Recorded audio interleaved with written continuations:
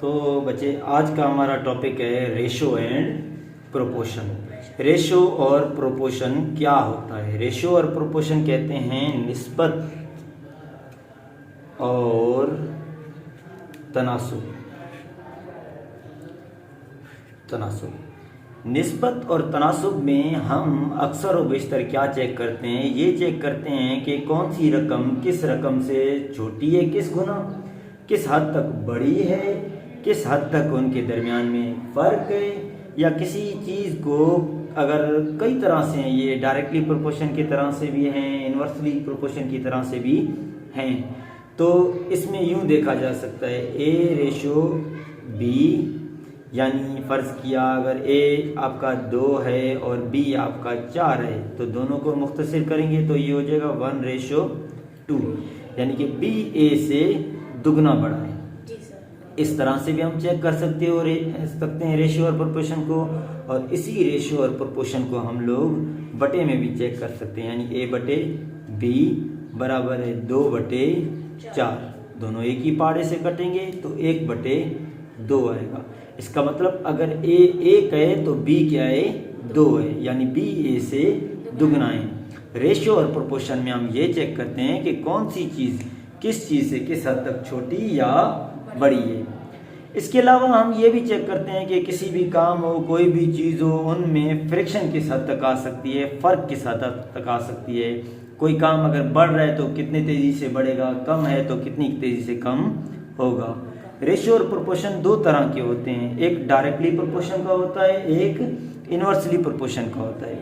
Directly proportion में क्या होता है कि A is directly proportion to B, यानी कि तनासिब रास्त अगर A बढ़ता जाएगा तो साथ में B भी बढ़ता जाएगा, A कम होता जाएगा तो साथ में B भी कम होता जाएगा। ये तनासिब रास्त है।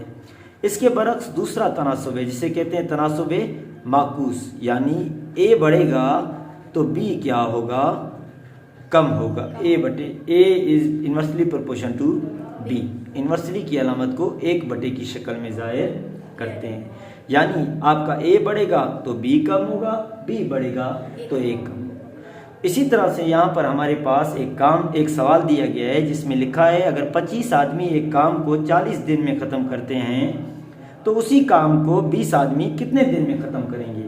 इस सवाल को हम रेशो और प्रोपोर्शन के तरीके से हल करेंगे। तो इसे हल कैसे करेंगे? हम सबसे पहले इसकी तरतीब देंगे कि किन दो चीज़ों के दरमियान में हमारी निस्बत है। हमारी निस्बत है आदमी निस्बत दिन। कितने आदमी हैं? 25 आदमी हैं, और दिन कितने हैं? 40 दिन हैं। अब क्या कह रहे हैं? अब आदमियों की तादाद कितनी कर दी गई? 20 कर दी गई। तो दिनों की तादाद मुझे मालूम करनी है, यानी मैंने दिनों को X रख दिया। यहाँ देखिए आप, आदमी पहले ज़्यादा थे तो आदमी ज़्यादा थे तो दिन भी ज़्यादा थे। आदमी अब कम हैं तो दिन भी उस हिसाब से तब्दील होंगे।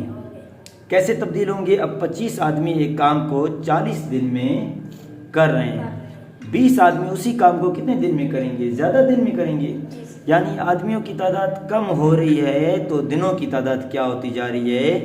बढ़ती जा रही है। ये है इन्वर्सली प्रोपोर्शन, एक चीज़ बढ़ रही है तो दूसरी चीज़ कम हो रही है। इसमें हम क्या करेंगे? इनको तरतीब देंगे। तरतीब हमेशा देंगे एरो के हेड के हिसाब से। एरो के हेड वाली रकम को पहले रखेंगे, 40 निस्बत टेल को बाद में, फिर बराबर लिखेंगे, फिर हेड को लिखेंगे। हेड में अब यहाँ पर क्या है? 20 निस्बत टेल आपकी 25 है। तो इसमें क्या करेंगे? हम अब लेंगे वस्तैन और तरफैन। बाहर वाली रकमों को आपस में ज़रब करेंगे, ये हो जाएगा वस्तैन, अंदर वाली रकमें आपकी हो जाएंगी तरफैन, यानी मीन और एक्सट्रीम। तो ये 25 यहाँ पर पड़ा हुआ है, इस 40 के साथ आकर 25 क्या होगा? ज़रब होगा, और ये x जाकर 20 के साथ उस तरफ ज़रब होकर ये 20x बनाएगा। अब ये 20 यहाँ पर ज़रब हो रहे तो इस तरफ आके क्या हो जाएगा? तकसीम होगा। हमें x की वैल्यू को निकालना है। जिसको निकालना होता है रियाजी में, हम अपनी एक ऐसी आदत बनाते हैं कि उस रकम को अकेले रखते हैं। क्या करते हैं? अकेले।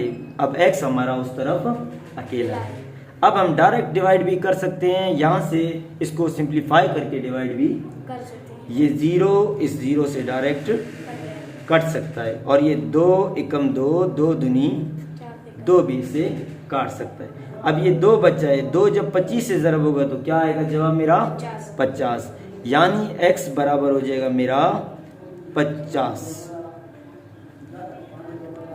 यानी x हम क्या निकाल रहे हैं? दिन निकाल रहे हैं। अगर 25 आदमी एक काम को 40 दिन में कर रहे हैं तो 20 आदमी उसी काम को कितने दिन में करेंगे? 50 दिन में। तो दिन कितने आएंगे मेरे पास?